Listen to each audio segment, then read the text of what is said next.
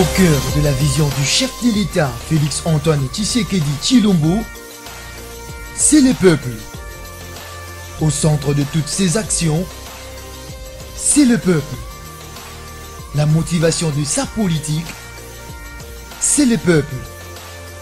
Alors, pour tout savoir sur un peuple fort et son président, suivez Le Peuple d'abord télévision, la chaîne sacrée.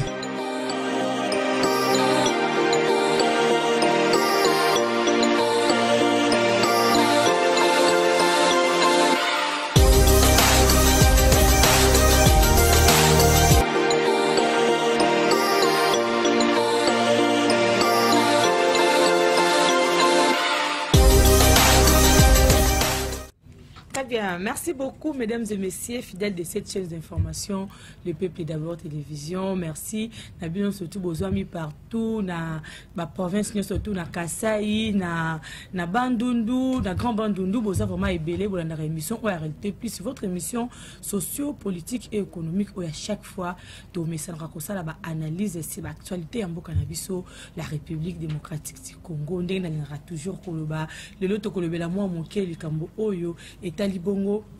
Tout ça sujet belé, surtout l'actualité Oma, bon jeu politique aux alliés koleka, tu veux en 2023 aux alliés année moko électorale, et ça année oyo peuple nyo surtout moi na nyo surtout ya Congo à cause de ton naie pour na kokende ko pona na maponami année oyo to ko élire député ya sika président de la République ya sika donc ça année oyo vraiment ya bilinga te na année yango te bien te sali 5 ans na président moko oyo vraiment à la personne de Félix Antoine Tshilombo o admiki ko diriger biso o to biso moko histoire ndenge elika mais pendant cette année ces 5 ans o matongo marambo ezali ebele na kati yamboka na biso ekolo Congo to moni makambo ya kidnapping ba criminalité to moni makambo oyo vraiment sur la vie sociale ya Congolais makambo ndenge ezali kolekana o etali bongo dollar économie makambo vraiment ezali ebele to komeka ko sala analyse sur bilan soki to beto pesa moi 100% ya bilan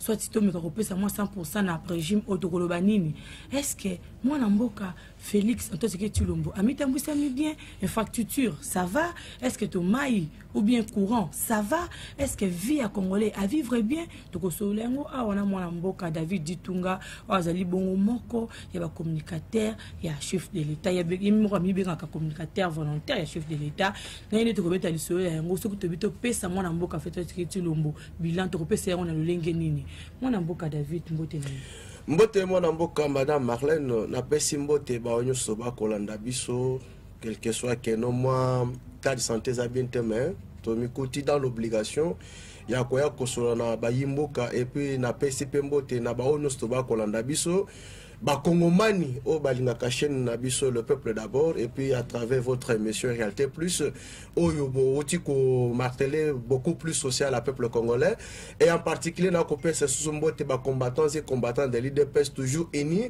et puis pour na travailler pour na second mandat chef de l'État et enfin kopé c'est la majorité présente na ba élection où ils allaient se pointer dessus le 20 décembre 2023 parce que Bisoto Kola la Pongité nous sommes déterminés tant que légaliste oui que chef de l'État Azali c'était respectueux de la Constitution je crois que non tout le monde entier sur le plan national et international comme on a le lenge kani notre SG Augustin Kabouya Azali ko se pulmonaire Boutumo Itongo midi pourquoi des réunions en plus que conscientiser base et puis que présenter candidat parce que biso élection to victoire la biso bon et obi que UDPS panzana mwana mboka non UDPS kotika jamais ko panzana te parce que ezali parti de masse je crois que c'est la méritocratie qui compte parce que les lots ils ont batté que non parce que tu es de l'UDPS kaka bazo ba figure parmi ba candidats non on a aussi besoin ya bateau bazali na population simana bango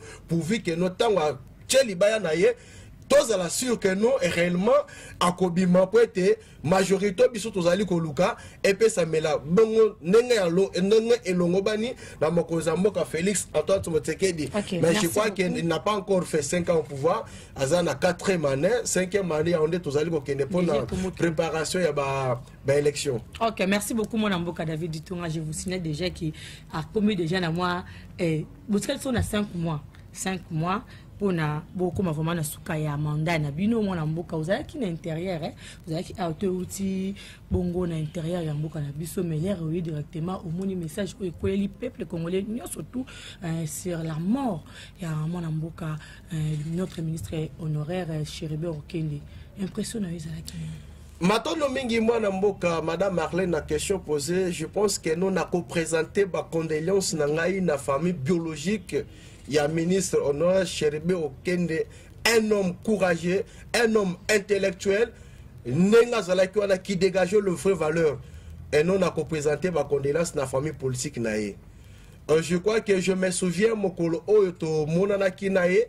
Oh, Olobi, on présenté la famille biologique et non la famille politique. Na bandeli na lobby que na présenté ma condoléance dans la famille biologique et non politique. Et non politique. Parce que Cheribe Okende Azalaki Kouloutou que j'appréciais beaucoup, l'intelligence naïe, la sagesse, à savoir-faire, c'est quelqu'un qui aimait beaucoup Mboka Nabiso.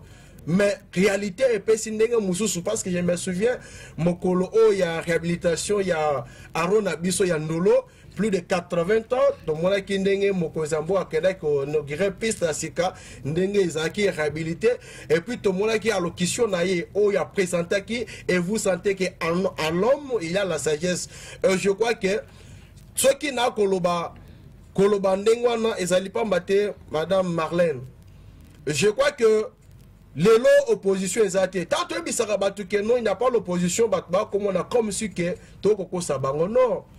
Pourquoi on a Kolobandengwana? Voya UDPS, c'est la rie. Voya UDPS, et Zali Baville morte. Voya UDPS, c'est la marche. Biso jamais Tokota Kelas Yakoboma. Negat. Wana Penda Ezali, école Nabisote. Parce que ce côté même création, il y a eu UDPS. À travers ma papa Nabiso 13 parlementaires, ma fondateur, il y a eu UDPS. Vision na bango zala qui pond le slogan le peuple d'abord. Bah na kata slogan le peuple d'abord au coût social par rapport à nengo to prélevé. Makamu ya kosa la clique Koboma. Wana za UDPS cité. Les UDPS cité mais le régime oyo apparemment ils ont la différence mon côté na régime et tout les cas. Bah moi apparemment ils ont le roi ndenge moko. Nazali koya. Lorsque biso tobandaki kobunda dans la rue, ezana ba pratique oyo ebandaki kosalama, batwana lelo ba komibenga ba opposant bazalaki na pouvoir à l'époque Joseph Kabila qui participait aussi na ba biloko wana na ba maître. Parce que biso et pas na biso to bien ngoté. Prophète politique de reste mémoire était tiré dans Mulumba alobaka que mokolo IDP sa kozo pouvoir laisser se kobetate. Maman Marlène, okoki kolanda histoire ya UDPS. Et ça n'est pas comme côté au coquille comme on a biso que Félix Antoine Tshisekedi, actuel chef de l'État, a peut-être signé accord na pays songolo pakala pour être comme chef de l'État. Exactement. Kolobate ma solo de na lobby boye. Ah moi non. Ceux qui n'a kolobate moi. Je vais démontrer tout quoi avancer par argument. OK. Mobutu a dirigé ce pays pendant 32 ans. Okay. Pour Musée Laurent Désiré accéder à sa coup d'État. Tobandina nous, na Kasavubu, Mobutu a eu à sa coup d'État, Afdeleye et PCP coup d'État. Nandenge to continue avec Joseph Kabila pendant 18 ans. Mais historiquement, IDPS à travers Félix Antoine Tshisekedi. Depuis que nous a commis chef de l'État à travers l'élection. Et non que ça la coup d'État dans le régime Ozaki Akala. Okay. Madame Marlène, et ça n'est ici comme côté. Je pense que nous bandes de Kotuba Kolanda Biso que Congolais Kalabane comme la même atama ina vert. Mais système on ici là. Et ça la bateau ba ila biso pratique on a pour robanga poison. OK biso la kalatuba ki bilo ko anate. Quelqu'un pouvait se déplacer et il y a la confiance de la personne solo la naie et si ka songolo pakala mais retrait de confiance et quota ce n'est pas que le président Félix Moutameme le kwana. Madame Marlène Fatih Beton a eu pouvoir maboko pembe pe akoti kaka yango maboko pembe lokola papiona kola kisebino pembe justification eza makasi na liwa oyo nakoloba keno Fatih Beton a eu pouvoir maboko pembe pa koti kaka yango maboko pembe makambo makila ezali IDPS cité. Fatih Beton n'est pas égal à Joseph Kabila. SG Augustin Kabouya n'est pas égal à Emmanuel Chadari. Madame Marlène, nakoyebi sabino awa bandeko bakolanda bayebi. Ba politique qui a lelo par manque ya ba stratégie politique. Bayena un tribal et simité. Ordonnance oge bimi, soit qui ba monika ka kombo ya moluba na 4 ordonnance tribalisme. Ba bosani que na 4 ordonnance wana Moussoïl Azali, Moukongo Azali, Mungala Azali, la tendance nous tout confondu par rapport à la tribu Nabiche Zab. Mais quand ceux qui vont monter comme Moulouba, Moulouba, régime Botou consort. Madame Arlène, Mouta contredit le Nazate. Tout le monde a député, au Bazali censé, quoi c'est même la responsabilité dans la carte de l'institution. Au niveau national, au niveau provincial. N'a pas Daniel Safou. Tout le monde a collé les médias. Koloba Mouloubate, Mouloubate. Tout le monde a contre la banana bandaku. Faut bandako boma. Un message, il y a haine. Tribal. Tout le monde a Mike Moukebaï. Collé les médias, Koloba Keno. Pour la marche, vous vous souvenez, il y a le 20 mai, mois passé. Tout le monde a les canaux médias, Balobi Keno. Bisoto Tambola. Makile Kotanga. Batoko Kufa. Makila no Togochanga na Moutat Sekedi. Ce sont les députés. Oh, le besoin qui confiance. Il y a peuple. Peut-être pas représenter la carte à l'institution. Ce qui n'était pas le cas. Les autres, tout le monde, moi j'ai beaucoup de respect avec les femmes. Mais ce que tu façon, il y a maman, ce que tu as refléter d'abord jalousie na N4 naïe. Comme il faut utiliser, maman ne peut pas passer un message tribal. Décision à mon côté, na parti politique, na pour la mesure disciplinaire. Ok. Cela veut dire quoi? Au monindo qui sont qui abomi et il y a des gens qui pour confirmer ce que Moutoutola qui n'a bouté les été. Mais je exige, il faut avoir clair dans le dossier où moi en boca. Ce qui te veut de tout thème, on a marre de te colobiller. Na lobby, d'abord quand tu vas katumba moi qui va koufa, mais tout le monde a été basenga ba enquête internationale. Mais ils ont crash. Mais les lots à travers l'Iwa Yakulut nanga Shelbo Kende, basengi ba enquêteur international et to kosenga pe ba kataka kombe pe basanini. Baya. Il y a Afrique d'ici de Baya, il y a Belgique pe basanini Baya. Mais moi je crois que famille n'a pas déjà déposé plainte contre l'inconnu. A déposé en enquête déjà toujours.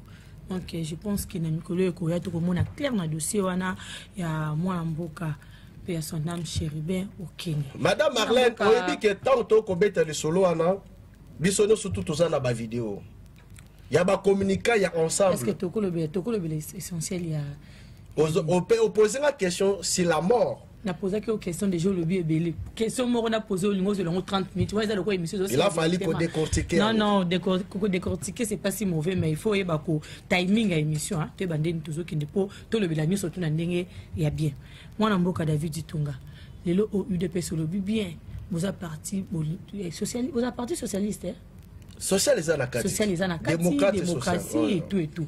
Mais tu éviter 5 ans où UDP c'est ça il a pouvoir tous bien encore UDP c'est celui qui biso suivi mutu azo diriger biso azali ressortissant il y a UDPS à la personne du président de la République Félix Tshilombo.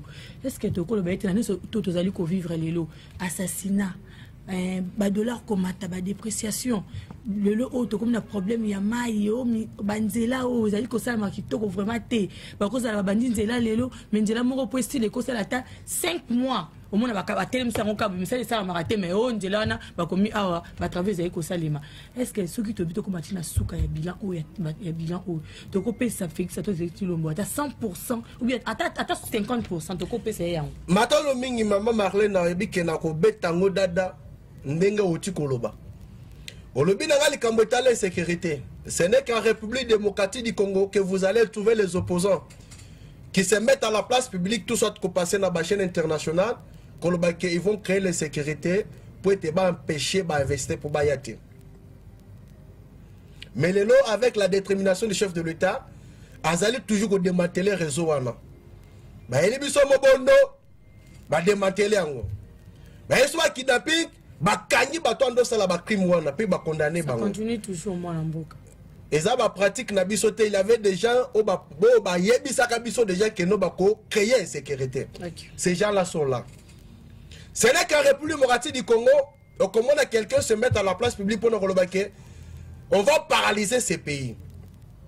Mais ce qu'on a bamboka bapaya, le temps autour beta makambouta le développement. Vous ne trouverez jamais ce genre de discours. Ce n'est qu'au Congo. Est-ce que un message pareil et qu'on contribue à un avancement de Flamboka? Non. Il faut que valeur incarnée dans la politique nabiso. Au bâti du solo à Maï, Joseph Kabila a passé le pouvoir pendant 18 ans. La population est abandonnée, mais le lot à travers Félix Antoine Tshisekedi, Tozali na usine na Banzalemba, Imbu, Lemba Imbu, Ezawana, Oya Pigeon, Ezali, oh le lot deuxième phase fait qu'à la mingité, Ezali aussi la pourvu que la population a se retrouvé. Nous avons la gratuité de l'enseignement. Tozali na ba réforme, na katya militaire. Les rebêtis sont là, au début, c'était ce niveau de complice.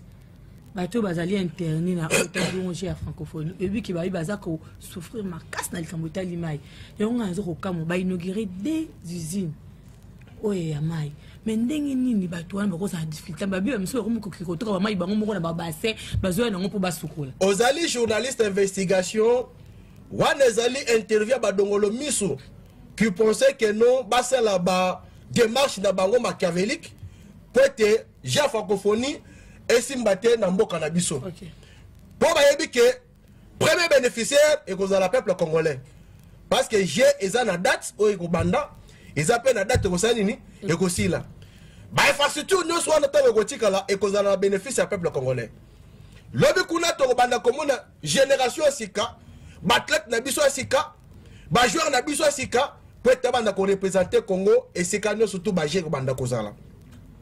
Ba dongolo miss oye ba moni que non ba meki ko créer sécurité pour être le collaborateur que Québec a désisté et bango ba moni que ça déjà victoire.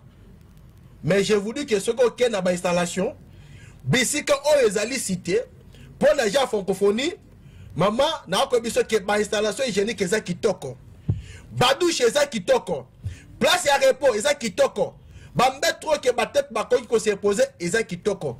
Nous avons tous des photos et des images.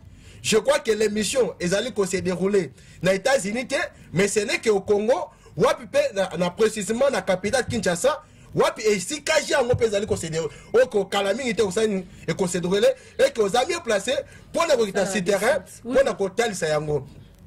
Je vous assure qu'à travers la francophonie, ils allaient déjà Paris gagner pour la République démocratique du Congo. Mais Badongo le Miss, c'est pour la qui n'a les conditions en athée. Ba beti ba lobbying na bango ba moni ke simbite ya ngo moni ba ke ba sali ba interview ya bondo ki parce que ba loki na butumbo ba resirite ba est-ce qu'on a pole mais na pole ba ke ba kuta di tunga na nzela na bango parce que ngai télévision et za radio te. OK. Continuez directement na infrastructure.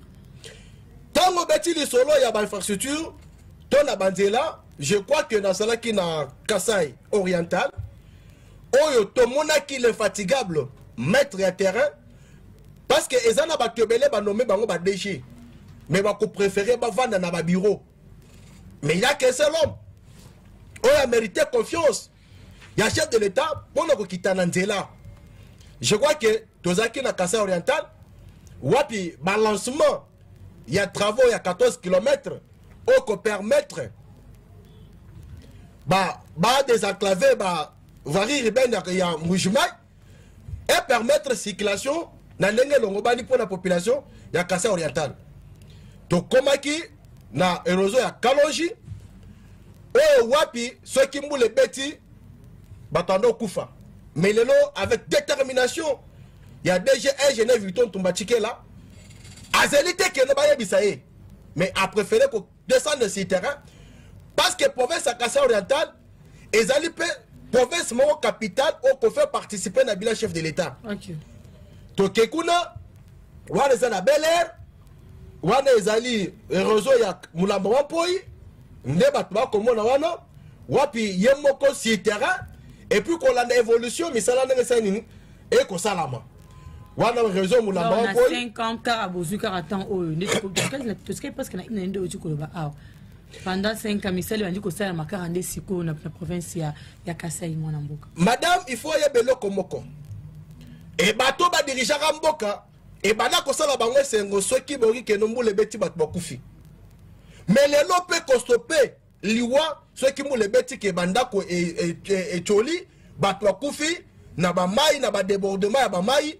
Je crois que c'est une bonne chose que nous devons féliciter le président de la République à travers OVD ingénieur Victor Tumbachikela. Okay. Parce que protéger bato les même garantie dans la constitution.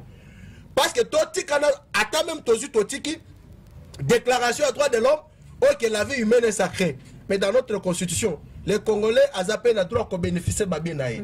Peut qu'on participe à la richesse en Bokanaïe. Il a aussi droit à la protection. Parce que il a voté le président Félix à la garant pour assurer la sécurité dans Bango.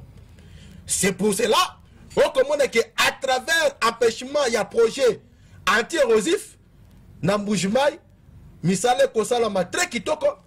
Et puis si la route Kassavubu d'ici là dans 2 semaines qu'on allons asphalter et à la côté il y a Jémi parce que c'est qui habite Kassa Oriental au pour Bayebi.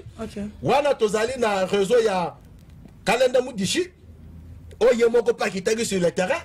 Pour la palper du doigt la réalité et je vous assure que non na bajuro ezali koya ceux qui mou le beti peuple congolais to l'espace ya Kasai précisément Mboujima to Kassa Oriental ba kozala na kimio eza na veni moko érosion moi c'est né Congolo 30 ans batikala ko toucher en côté mais à travers Fati Béton lancement ya ba travaux wana ezali ko salama et je vous assure makambo etali ba infrastructure tozali na centre culturel pour l'Afrique centrale. Et ça lui a face à parler des peuples. On peut permettre que non, Batumusu Souba ou Taralibanda, Bayaba Joke pas d'Abisso, et ça aura Bercy, mais reste toi Nekota, moi, je David du tout, aller relever les factures, on peut citer OVD, mais ils ont moko inquiété, mais inquiété population congolaise. Le lot OVD, à la misala n'a été boité, mais misala n'a apparemment ils ont commencé à soukater. Tous ceux qui ont vu une victoire wana na prince Kassavubu bakangi bandela bakangi ochoé bakangi bandela ba pozo métier le bana bakanga ba 5 mois apparemment musala ya malonga et qui te sele matete tout le monde kaka bakangi ba sisi misala mais pourquoi pas OVD ayaka pona mécanique bon ça sont ça ils sont normal pour ni kazo tika misala ndambu na nzela maman nazali ko ebisa yo boye ceux qui okiti na terrain bisika nyonso misala ezali ko sala ya OVD na saison sèche va profiter tant oyo pour accélérer misala na ndenge ya kosakana te parce que na saison de pluie faut ba que non beaucoup qui travailler mais ceux qui moule beti beaucoup monde qui empêcher ba travaux tout ça te fait reculer ba travaux tozala ki awa na kaluka wapi pont pour ba na kaluka ba bisanga na bisamu kontombolo ke pour na kaluka c'est fati ou rien mutu musu someka kwa na kaluka te o ngande candidat présidentiel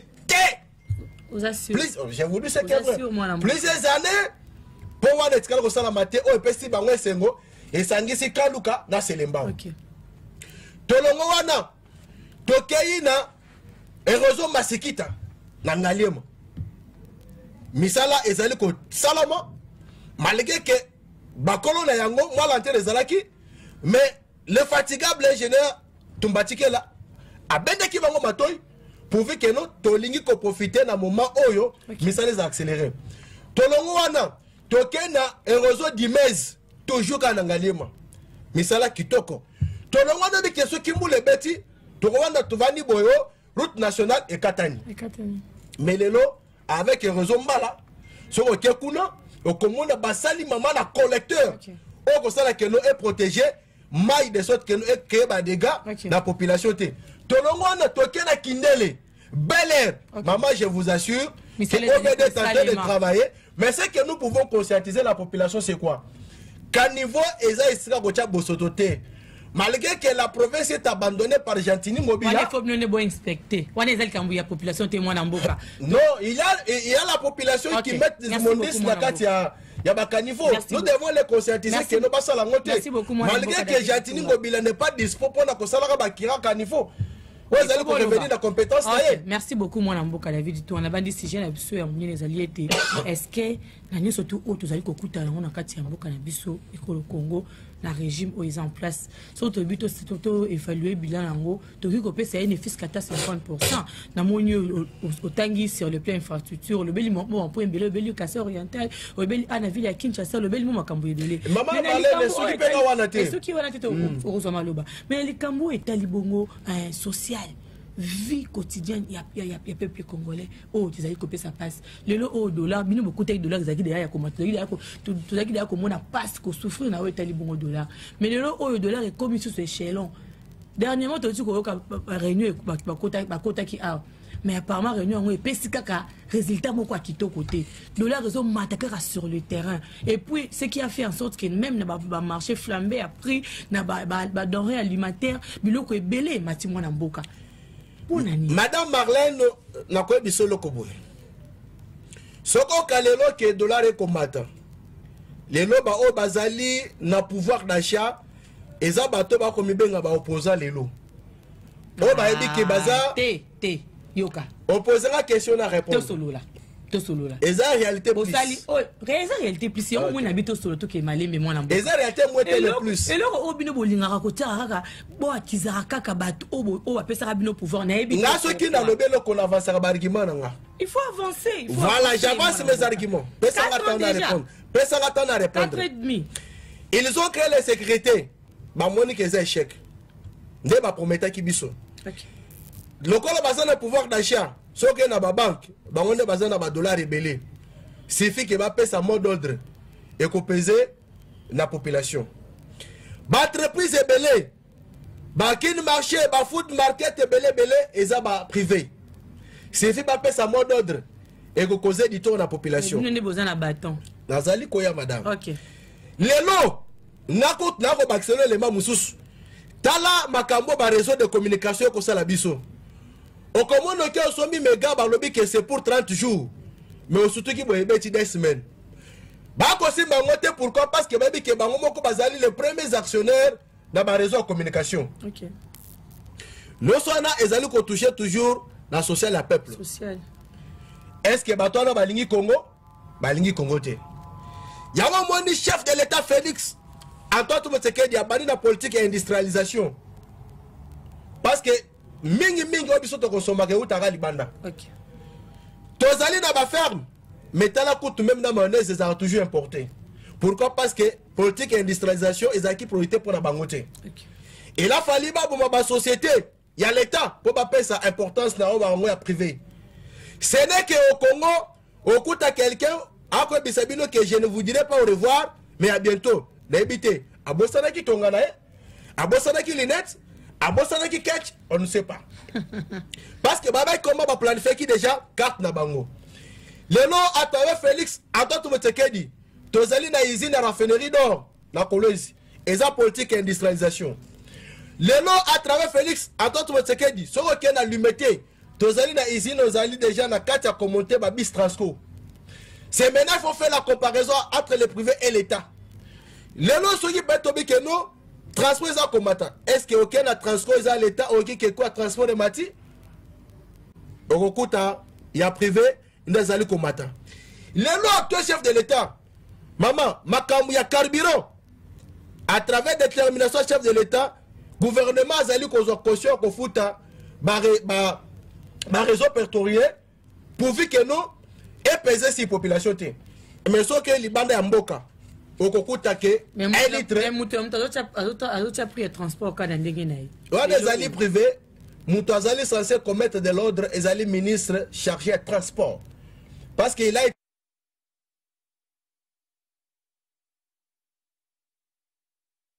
tout assumer responsabilité. Madame Marlène. Le bilan jugé aux Ayabino. Mais je crois que le bilan est largement positif. Parce que les lots. Soit bilan où tu répondre bien à souka. que on est allé maman les camo. Na so ko lobi na bana ko démontrer bilan chef de l'état. Tu peux démontrer déjà. Na lobi na mobimba na ngo no sutokozo émission banda le loti to vandi boto sutogo Jésus-Christ a ngayande na kati ko bilan chef de l'état. Tant qu'il est au pouvoir. OK mwana mboka. Parce que cet homme se bat corps et âme. Bato bela bano kanisate que il allait faire 4 ans au pouvoir. Webitango tono fe koyaka. Et bien, bazara déjà dans la salle, mais la champagne. Pensant qu'il est déjà parti. Or, il est le tout seul premier président à République démocratique du Congo, à Zangwende Naye, à Tikela Ngonzambe. Au moins, il est là, tout fou, sous forme d'un fou, mais pas du tout fou. Les lois, ceux qui moutent, sont Vani Boye, Abel Liboma, parlement qui a argument opposant, c'est Félix. Moutaki a simi Bissimba Simbanaye, et PC va retour. Oh Félix. Bino pe boloba ka ngona kala. Bino pe boloba. Biso to tingala koloba ngona kala te, biso to ndai koloba makambu ya solo. Est-ce que tango batumba ba combattant na siège à parti, eza kelo ko to kosela bango to ezaka ne ya solo. Bon e ba boma. Tango ba tchaka te tsaka mulumba de res mémoire, de résidence surveillée. Est-ce que ezaka lo kuto to ezaka solo? Tango ba gata kan to na ye, na Belgique plus de 2 ans. Est-ce que ezaka lo kuto to ezaka solo? Voilà. Madame, je crois que à temps de bilan, le président Félix, au Monica Kamiet, il y a constitution de la population.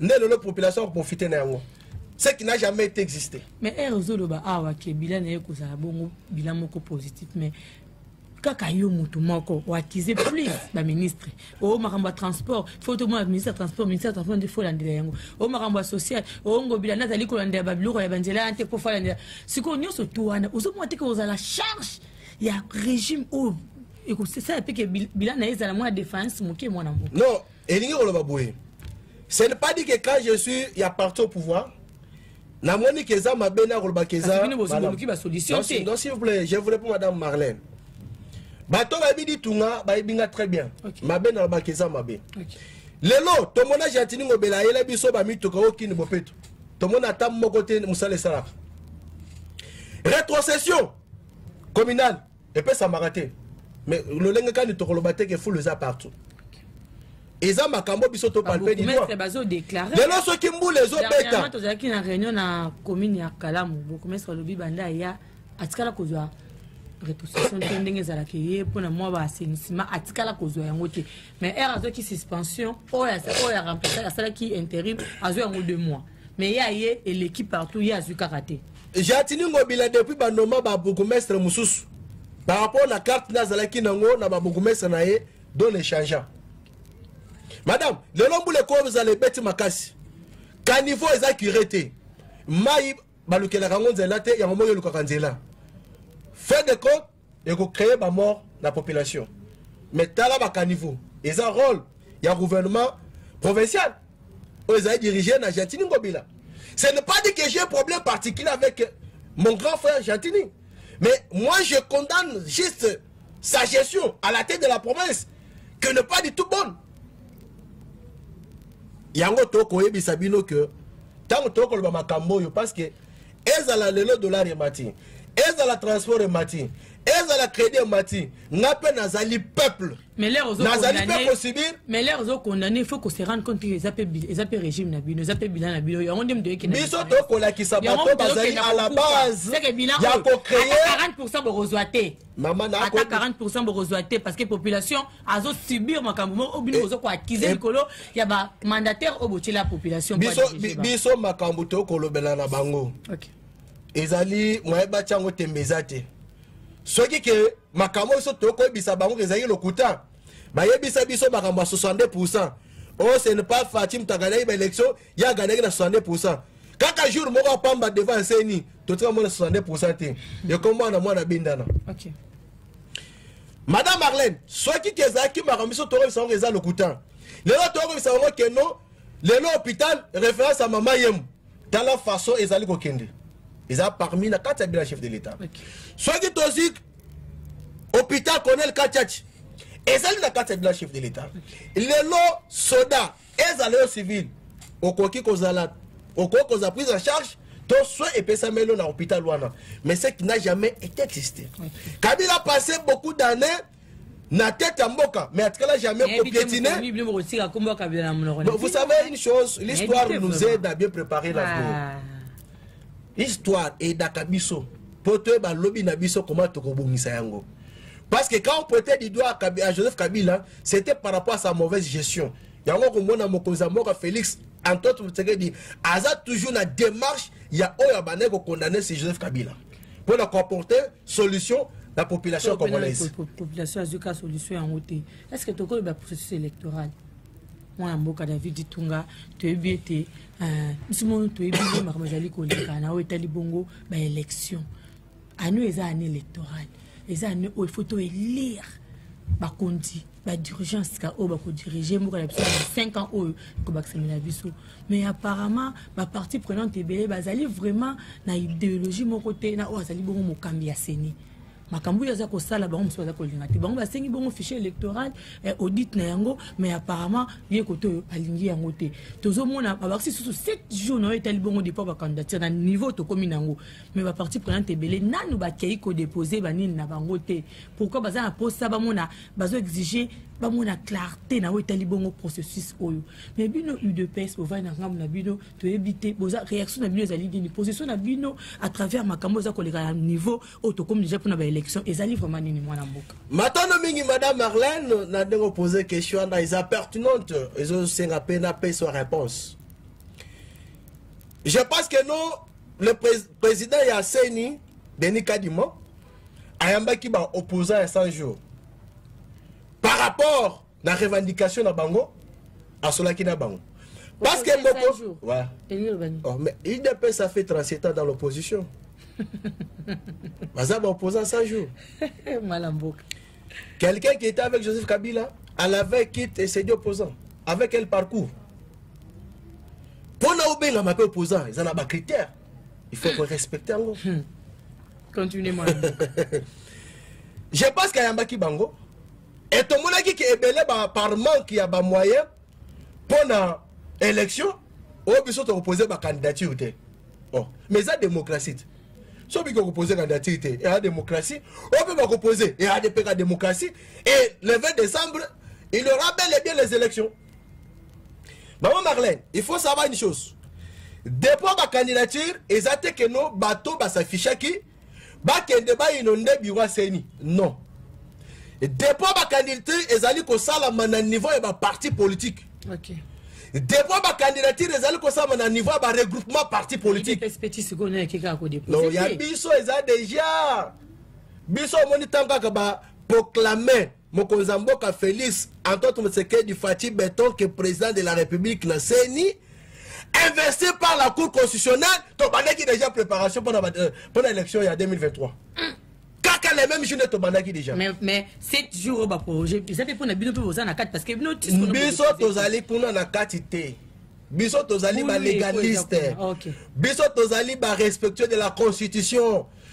Tant que tu as respect de la Constitution, y compris calendrier, qui n'a pas Kadima. Okay. Je crois que Moussala a eu de paix à travers notre secrétaire général Augustin Kabouya. À ça même dans la province, tout est d'accord. Que hier, mon conseiller soit parti, na base, nous sommes déterminés pour accomplir sa deuxième mandat. À son excellence Félix Antoine Tshisekedi on a dans le bagage azalaka na mandat te mazarande na mission mais boso risqué hein pourquoi bandeko bazo telemela tito ko kina dialogue ça peut élection ça les matins maman o ba ko kanisa ke dialogue kozala les andoto ya baba dialogue kozala te to ko kende ma ponomi bolingi nini olobi obi mangi na 60% to kende ba élection olobi que moi je suis populaire to kende ba élection le 20 décembre. Parce que Biso Toza trop sûr que nos UDPS étant que parti de masse. Ceux qui attendent que Augustin Kabouya qui est le compositeur qui s'engage à Kobima. Moi, je David Ditunga. Tout le monde qui, avant le président Denis Kadima en a pouvoir, tout le monde a reçu Malonda. Oh, il y a bino, na société civile, na bateau belé, bateau les qui ont tout le monde qui va marcher dans les kaki. Mais Denis Kadima, oh, apparemment, bino bolati c'est lamba et pembe. Attends, mon télé que Denis Kadima azali boy. Denis Kadima za ko se comporter boy. Bino bolingi te. Bo comme si le là, hein, propriété privée na bino. tout le monde, tout le monde, Maman Marlène, pourquoi nous avons décelé ma BOYO, Bayo opposé, nous n'avons pas de Nika di Maté. Maman Marlène, le micro n'a eu n'a que que de Nika di Maté, n'a jamais causé là, ni membre, ni cadre de l'UDPS. Et puis, parce que la paix causé la paix, candidat, il y a IDPS na CENI. Je crois que, au rappelez-moi, par rapport à Rosa Malonda, le président Félix est légaliste. Bato Baza censé accompagner sa président et CENI et sa confession religieuse. Ce n'était pas le cas avec Ronsard. Majorité, il y a ma confession religieuse et moi qui Ronsard Malonda, y compris population. Et puis, tu vois que non, ceux qui papa Kadi Mazal, le président et CENI, Ezali église à Kimbangu. Ndé Azaki candidat na Bango, par rapport à ces confessions religieuses, le cola o et pas la bise dominaka, c'est la loi majoritaire qui domine.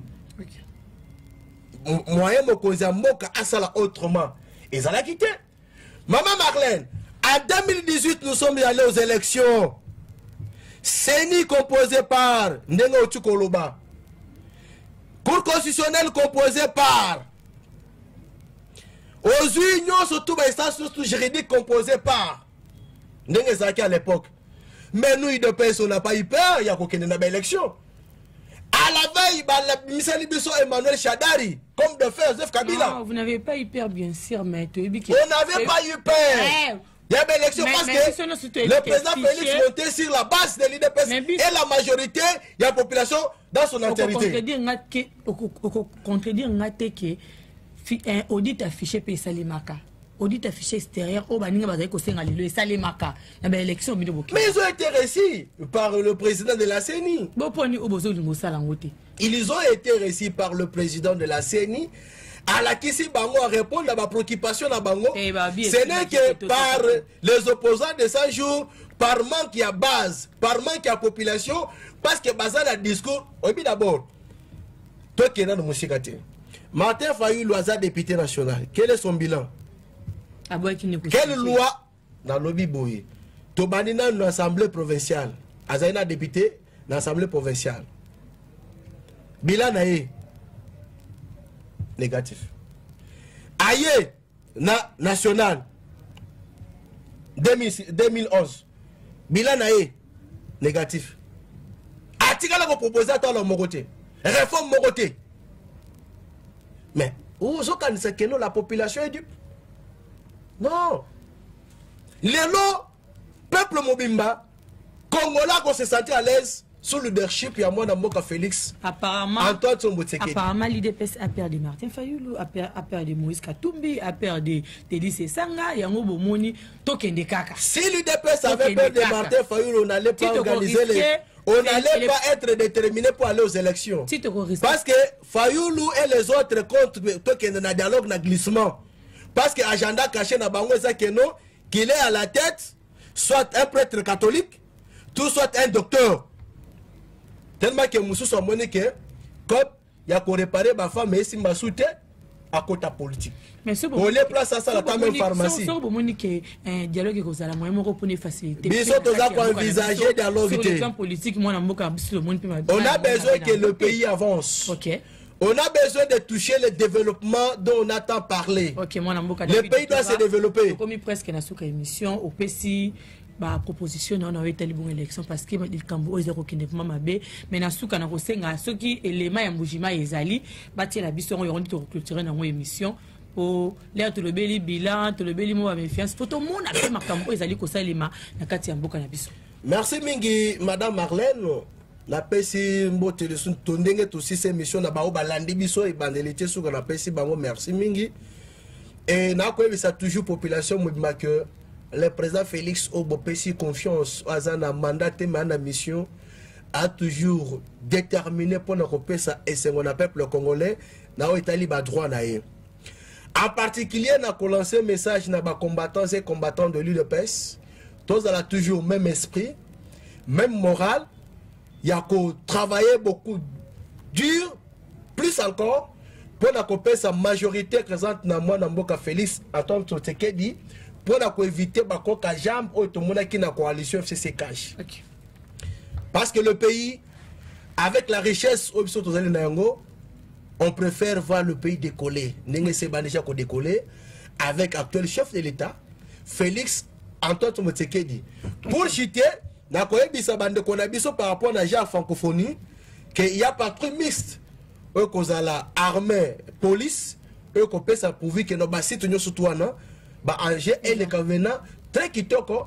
Merci beaucoup moi mboka David Ditunga to pesi merci na yo na ndenge ondima ki kozala invité na biso ya mokolo ya lelo na pesi merci na équipe technique Aaron na Moïse Bajimo cameraman na biso na kati ya le peuple d'abord télévision na pesi bino merci na chez Régis to zaki bongo na Privali Wambela tokutani bongo na numéro koya merci vraiment ciao image oya Mujima il faut les cas pour na to la sa visibilité hein il y a action aux ali kosala malakati ya mboka na biso malgré mandé comme na suka déjà mission est de cité.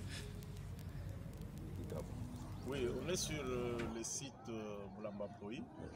Comme vous le savez, à son temps, le chef de l'État avait même visité cette érosion et sur son instruction, il avait été demandé au gouvernement de pouvoir faire tout pour que ces travaux puissent compenser et c'est ce qui a été fait sous aussi les orientations de notre ministre, le ministre d'État des infrastructures et travaux publics. Et c'est ainsi que ces travaux ont connu un début de financement et l'entreprise s'est mise à l'œuvre. Comme vous le constatez avec moi sur le chantier, les travaux sont suffisamment avancés. Parce que je me rappelle le jour où on est passé ici avec le chef de l'État, c'était très difficile, c'était un ravin de plus ou moins 20-25 mètres de profondeur. Aujourd'hui, la route est en train d'être rétablie, les collecteurs sont déjà faits, ici on est sur un dallo et le remblai est en train d'être fait de l'autre côté pour pouvoir absorber complètement l'érosion et rétablir la circulation. Mais comme vous le voyez avec moi, les engins sont aux arrêts, les travaux ne continuent pas. Pour la simple raison que le financement qui avait été donné comme compte d'1,5 million, aujourd'hui l'entreprise est au-delà de plus ou moins 1,8 million par rapport à ce qu'il avait touché. C'est ce qui fait cet arrêt des travaux. Mais nous sommes en train de donner des instructions à l'entreprise, telles que son Excellence, Monsieur le ministre d'État nous a dit, pour que, parce qu'il va s'impliquer personnellement pour que le financement puisse se faire très rapidement. Mais nous voudrions que l'entreprise continue les travaux pour capitaliser la saison sèche que nous avons. Je crois à l'autorité provinciale qui est représentée ici par le ministre des Travaux publics. Ils sont conscients aussi de ces problèmes. Tout dernièrement, son Excellence, Monsieur le gouverneur, a eu à visiter ce chantier. Je l'ai suivi à travers les médias. C'était le même constat qu'il avait fait. Donc nous sommes en train de plaider à ce que très rapidement que le financement puisse se poursuivre afin qu'on puisse capitaliser la saison sèche et terminer ces travaux qui ont permis d'absorber cette érosion. Voilà ce que je peux comprendre. Mais par rapport à la qualité des travaux, les ouvrages réalisés, vous avez vu vous-même la qualité des travaux, c'est des travaux de bonne qualité. Et là où nous nous trouvons, on ne pouvait pas passer. oui. On ne pouvait pas passer, c'était un grand ravin. Aujourd'hui, on peut se permettre de passer. Il y a un grand dallo qui a été construit, qui est en bas ici. C'est pour vous dire que sur le plan des travaux, sur le plan de la qualité des travaux, nous apprécions à juste titre les travaux qui sont en train de se réaliser. Mais nous voudrions que la poursuite des financements s'efface de façon à terminer à temps ces travaux de l'entreprise de Moulamba. Merci les gens. Ici, par rapport à l'évolution des travaux.